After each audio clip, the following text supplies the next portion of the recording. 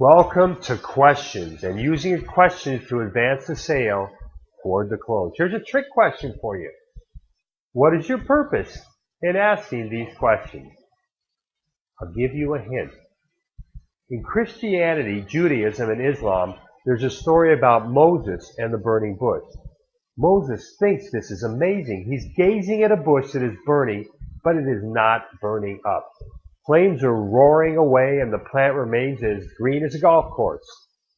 Must be a miracle, and sure enough, God happens to be hanging around. Then God tosses a question to Moses. He says, "What is that in your hand?" Now, as the story goes, in Moses' hand is his shepherd's staff, and he thinks it's a staff, he even answers the question that way until God tells him to throw it on the ground, and the staff turns into a snake. It's a very exciting scene, and you can look at the details for yourself. But your job right now is to answer that question, what is your purpose in asking questions? And the story has the answer hidden in it, in God's question, when he asks, what is that in your hand? Now, let's assume that God, by some definition, is this all-knowing, all-powerful being. There's probably a very good chance that he knows what the stick is. He doesn't need Moses' help here, so why ask? Well, God is about the challenge of thinking of Moses. This is really a job interview to discover if this prospective leader of 2 million people is a good fit. And God asks a question so that the conversation moves down a direction he wants it to go. This sounds to me like great selling. In other words, here's the purpose. The question is for the benefit of the individual being asked, for the buyer. Now, wise sales professionals know this. And great questions are about asking for data, and that happens early in the process.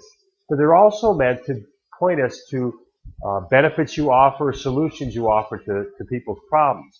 So you want to use these questions to take it down a path of your choosing. Let's practice this concept. You're selling a woman a car. You say, your car's all right. Why did you decide to start looking at new ones? And she says, well, I just wanted to upgrade my image a bit. Oh, really? What is that about? I just got a promotion, and I wanted to make sure that what I drive is a reflection of my success. Oh, so what would happen if you just kept driving this old car? Oh, well, people would probably wonder about my earnings, or if maybe I'd even be embarrassed to take clients out in this car. Oh, so do your clients' attitudes about you affect your ability to do business? Well, yes, in the sense that they like to work with successful people, right? Doesn't everybody? You get the idea. Your questions are leading her deeper into despair about the impact of not owning a new car. Embarrassment, problems, people's perception, all that sort of thing. Well, you could continue on asking how it could affect her actual earnings, or many of a ton of other problems related to getting out of the old car and into the new one. For another prospect, your questions can lead them down a path filled with the benefits, the good things that happen when you own it. The prestige, how great you look at it, how fun it is to drive, how fast it is. Learn to develop great lines of inquiry.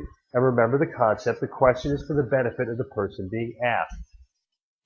Great sales professionals ask extraordinary questions. And in this whole section from our training, you'll gain a rock-solid foundation for your questioning strategies. The learning is structured into 3 sections. Number 1, reasons for asking questions, the purpose of you getting your questions answered.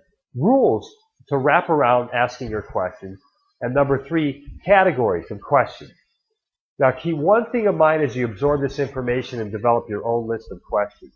You must find your voice. In other words, you have to discover words and phrases that are a reflection of your personality. What I say and teach you may not fit for you, so find something similar that works for you.